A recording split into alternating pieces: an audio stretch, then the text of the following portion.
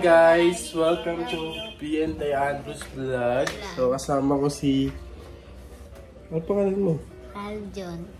What may panis na lawi ka pa? Yan guys, gumising na kami ng umaga para mag-asikaso ng pagkain. Balak namin mga healthy food, gulay, prutas. Yun muna sana ang papakain namin kay Andrew. So, nasa taas siya nagpapahinga. Nakatapos niya lang din uminom ng gamot na nireseta sa kanya ng doktor. Pangsamantala, sa mga nagtatanong, kailangan po talaga operahan yung gallbladder ni Andrew. Kasi meron siyang 1 cm na polyp means bukol. Sa ngayon, hindi pa naman daw masyadong critical, masyadong kasi 1 cm pa lang naman daw. So, pupunta muna kami palengke. Bibili muna kami ng mga kailangan panluto. Ang balak namin lutuin is ginataang pakbet at saka isda, pritong isda. At gagawin natin siya ng Caesar salad na gusto niya. So, mamalengke muna. Hi guys! Lakasan mo yung boses mo kasi hindi marinig. Hi guys! Andito na po kami sa may palengke. Ano mga bibili natin? Bibili tayo ng kalabasa, mga pangpakbet, tsaka pang ulam na rin mamayang gabi. Isda. Hi guys! Kami. Bibili muna si Aljo ng buchi na favorite ko. Kuha ka na. Doon. Sige. Yung. Nabudol ako ni Aljon Bumibili kami buchi. Sabi ko mamamalengke lang, kakain na rin sa bahay. Pero gusto niya yan, edi bilhin natin. Binili namin buchi. Titikman namin ni Aljon.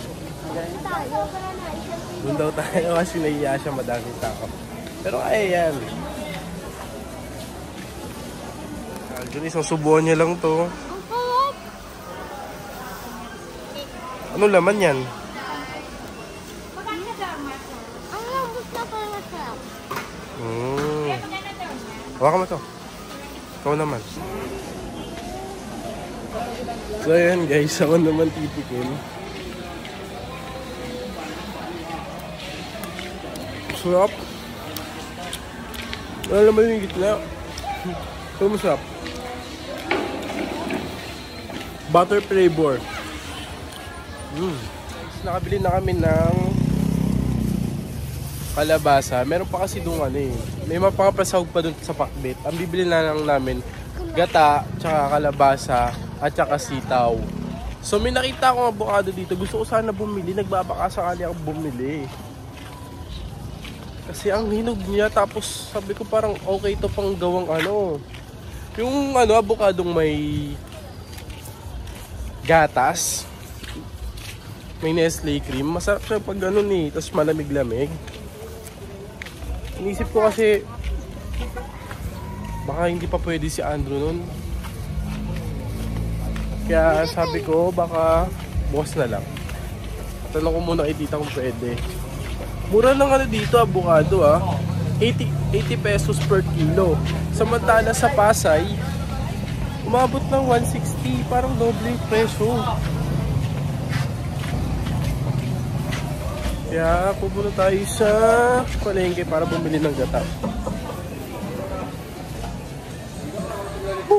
Ang ganda to dito.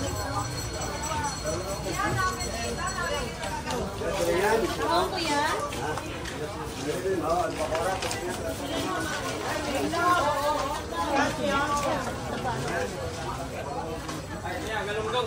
Magkano ipon? Ano ba yun? Ito yung hipon, ang gaganda. Sariwaya to. Ang lalaki, Sariwaya. Wala nang kasamahan yan. Ano ba yung bibili natin? Aligay yan. May hipon na tayo. 100 pesos na po.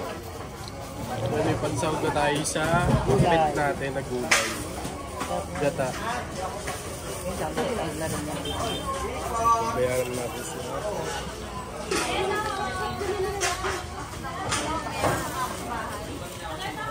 Parisa natin ang pritong isda. Tara na! Andito po kami sa palengke. Uuwi na ba tayo? Uuwi na pala kami. Doon ko kung saan ang daan.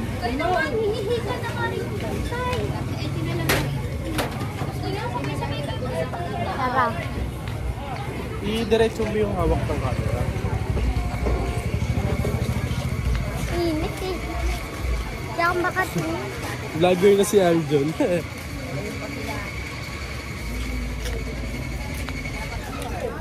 Lalakad pa po kami. Dito tayo kabila. So yun guys, uwi na kami. Baka umulan pa. Kaya nga eh. Okay lang yan. Para ano? Diretso mo yung hawak ng camera mo dyan. Ganyan o, ganyan. Yan, dadali mo. Dali mo, Aljon. So yun guys, dito kami sa palengke ng Tansa bumili. Kasi dito lahat kumpleto. Walang mahahanap. Walang ano guys. Walang kulang dito sa Tansa. Lahat andi dito. O sige, patayin mo na. Hi guys, nandito na pala kami. Hinahanap yung motor. At sa amin yung motor. Hindi na namin alam saan nakaparking. Pabili nga. Bumili muna kami ng ano. Bibili kami yung gata. Ayan, naman ka nga. Gata! Oy, may ganyan, may gata. Tara! Toy, 16. Tayo yung pangalawa. Init. Mainit ng ticket, kaya hindi ako makatingin sa langit. Patayin mo na. Bye! Ayan guys, nandito na Kami kami. sa Dali. Nandito kami sa Dali kasi Istana.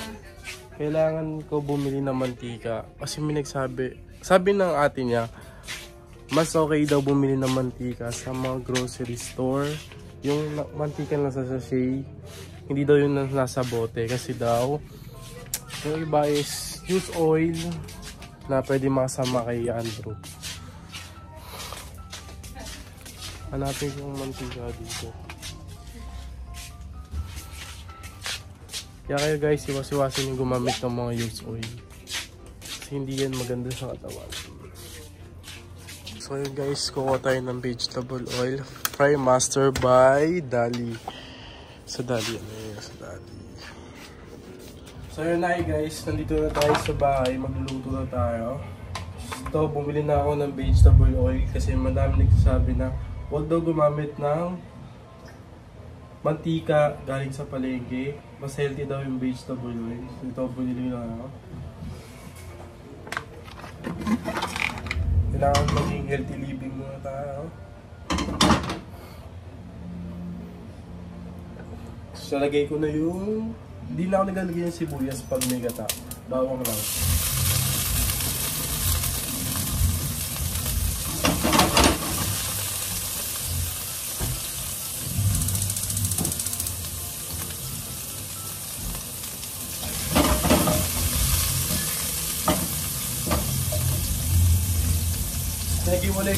Pinaghiwalay ko pala yung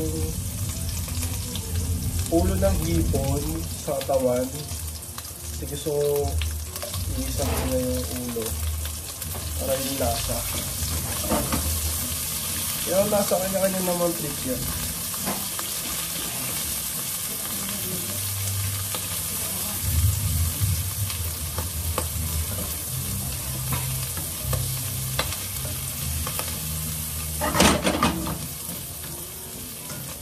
Doon yung amoy na amoy mo na yung hipon, parang battlefield.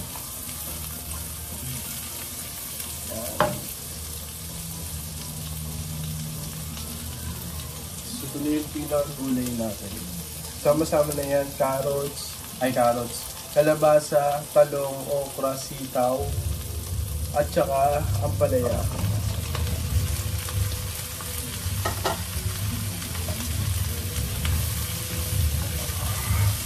Naamoy nila ang bango.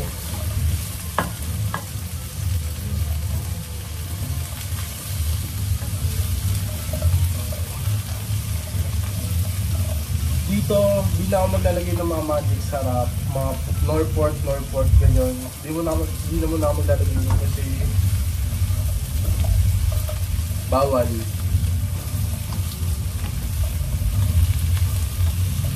Kaya isa rin ako sa ginawa ko. Kaya wala ito yung ulo ng hipon para yun yung magiging lasa. Lalagay tayo ng asin.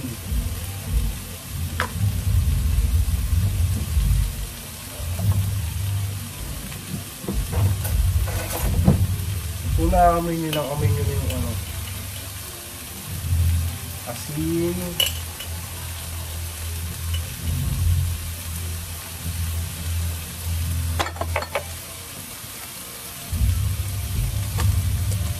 Betchin.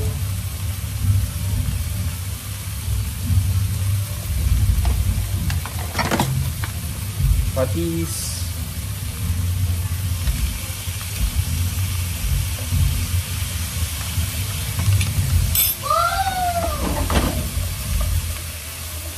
Bako.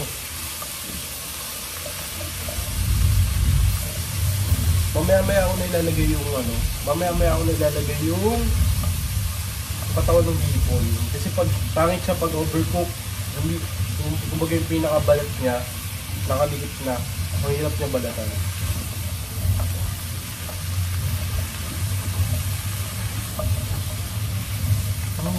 Amoy mo na yung hipon saka yung patis.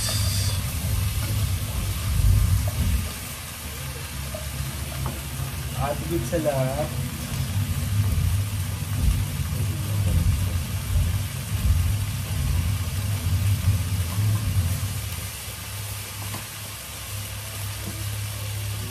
special gata natin, pero mamaya-maya ito.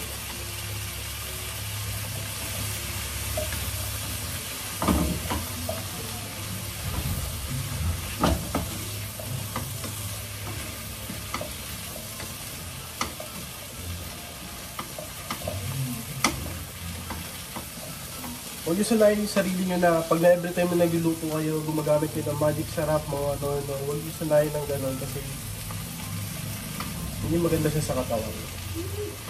Ang tama ko yung Jacob, pahinga ko nila mamaya. Amoy na din sa bahay eh.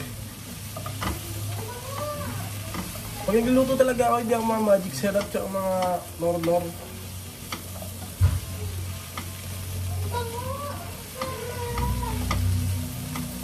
Doon tayo sa lutong Pinoy. Kasi yung mga panahon naman, wala namang ganyan eh. Wala naman mga nor-nor na yan eh. Diba? So, lagay tayong toyo.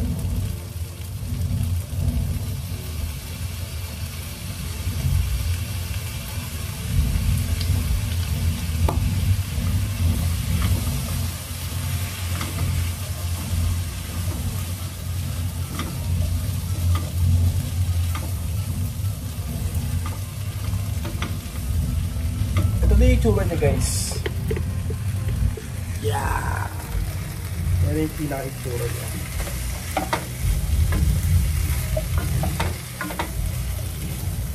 Wala akong nilagay ng kahit ano dyan. Patis, asin. John, kuha mo paminta dyan. Pasuya ko dyan. Tsaka yung balat na ulo ng hipon.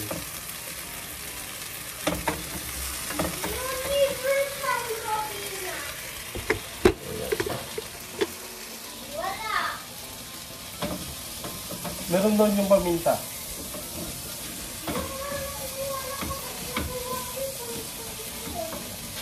I-testing mo. Ito, maglalagay tayo ng gata. 20 pesos na gata lang to.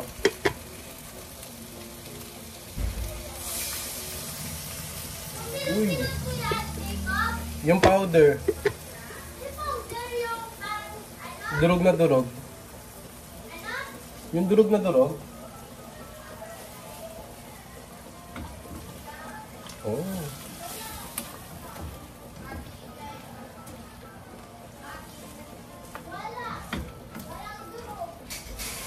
Meron dyan. Meron.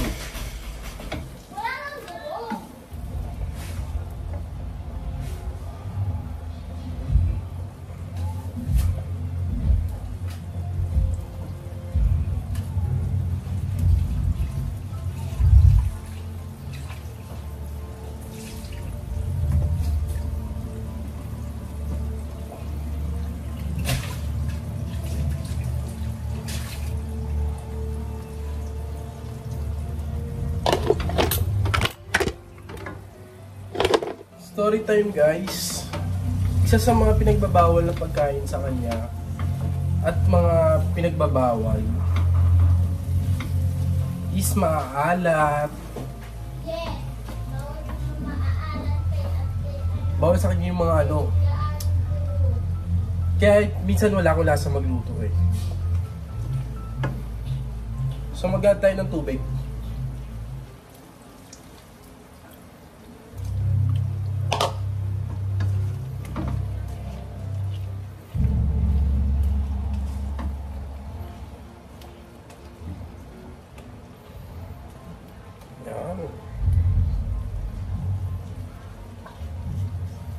Bawal yung mga may magic sarap daw sa kanya. Mga artificial na pampasarap.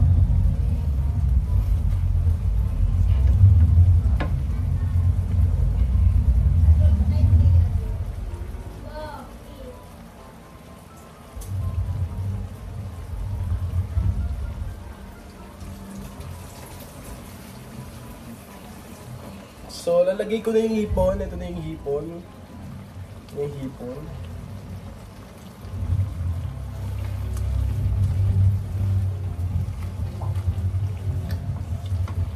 Sa sakit na gallstone, gallbladder polyp, hindi daw yun natutunaw sa katawan. Ay, hindi daw yun natutunaw ng gamot. Kailangan talaga operation. Sabi ng doktor baka daw matagal na yon na iniinda niya na hindi lang siya nagsasabi.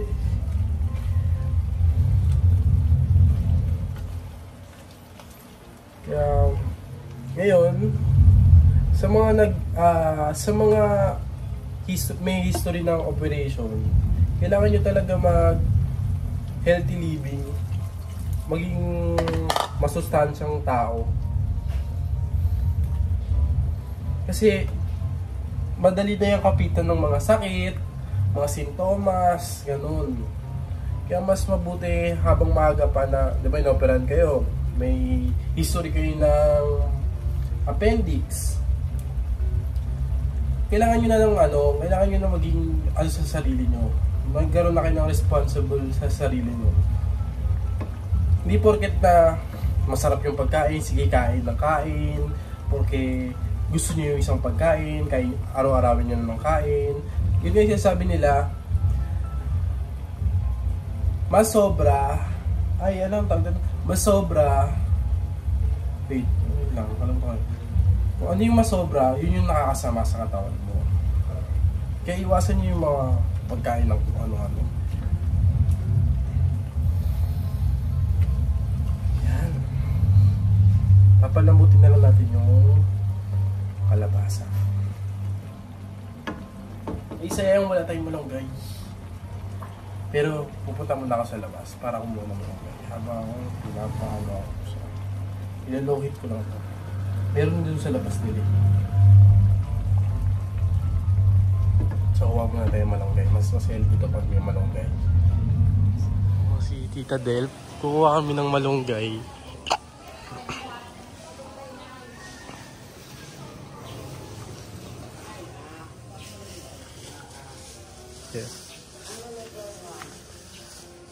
Pakbet po.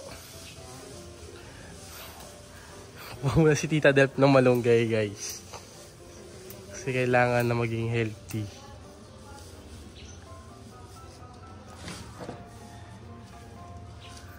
Yun. Oh, okay na po yun ta. Yan guys, may malunggay na tayo. Thank you ta. Tansa, di mo na kailangan bumili ng malunggay kasi nasa katabi yung bahay mo lang. So kinuha tayo ng malunggay ni Tita. Guys, nakulo na. Lagay na natin tong malunggay. Hinugasan ko muna siya syempre.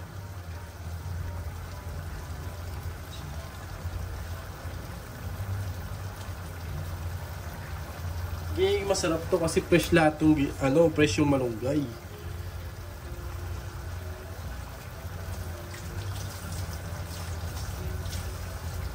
Sa mga magulang na nanonood, budget meal to. Napaka-budget meal na luto natin. Siguro 300 pesos, may masarap ka ng ulam. Siguro, estimate ko dito 300, mga 250. Kasi 100 pesos yung sa 100 pesos sa hipon, 35 pesos sa kalabasa. Tapos nakakita na ako ng nakakita ko dun yung isang ganon na nasa plastic, may kasama ng talong, sitaw, okra. Kaya yun yung binili ko. Napakamura lang niya, 35 pesos. Tapos bumili ako ng 20 pesos na gata. Nasa na rin siya, nasa plastic na rin siya na gata. Fresh gata yun, guys. Yan, kita na natin yung lalapot-lapot na. Yan yung masarap. Kung mo kailangan bumili ng mga koko mama. Huwag mo sanayin yung sarili mo na koko mama, kung ano mga instant na Kasi mas masarap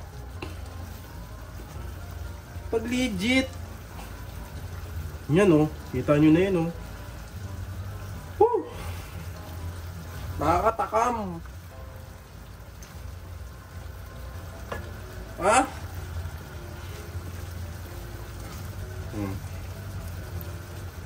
Masarap na ulam ka na. Sa work 300 mo, busog ka na. Masustansya pa yung kinakain mo. Ano pa? Diba?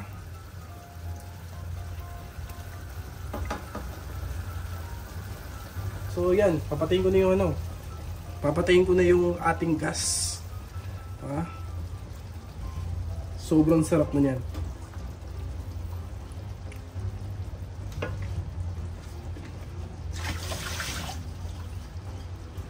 Mamaya kausapin natin si tita kung anong reaksyon niya sa luto ko.